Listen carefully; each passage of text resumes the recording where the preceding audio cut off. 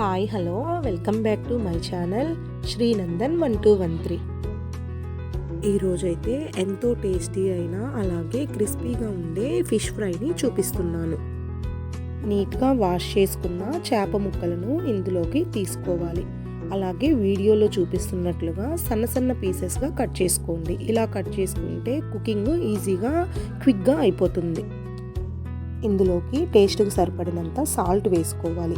అలాగే పసుపు, కారం కూడా వేసుకోవాలి.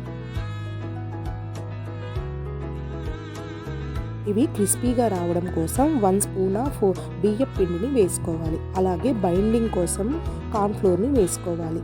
2 స్పూన్స్ ఆఫ్ అల్లం వెల్లుల్లి పేస్ట్ వేసుకోవాలి.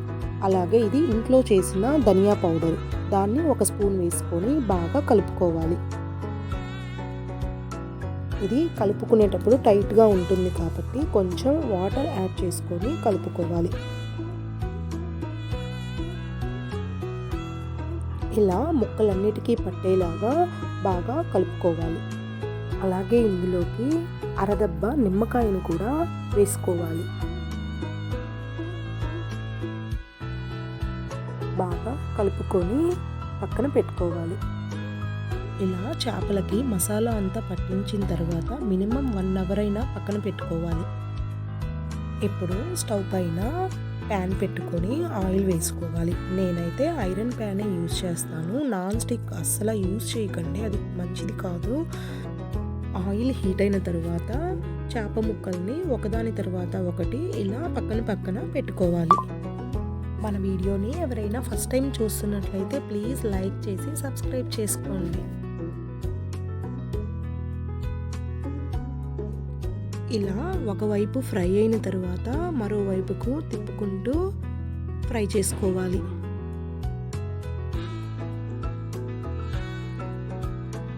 ఇలా ఈవెన్గా 2 వైపులా తిప్పుకుంటూ ఫ్రై చేసుకోవాలి. ఫిష్ ఫ్రైని ఎప్పుడు చేసినా కూడా మీరు హై ఫ్లేమ్లో అస్సలు చేయొద్దు. హై ఫ్లేమ్లో చేశారంటే పైన కలర్ చేంజ్ అయిపోతుంది, లోపల అసలు కుక్ అవ్వదు. అందుకని స్టార్టింగ్ నుంచి ఎండింగ్ వరకు సిమ్లోనే ఫ్రై చేసుకోండి. ఇప్పుడైతే బాగా కుక్ అయిపోయాయి, మంచిగా కలర్ చేంజ్ అయిపోయాయి. ఇప్పుడు అన్నీ తీసి పక్కన పెట్టుకోవాలి.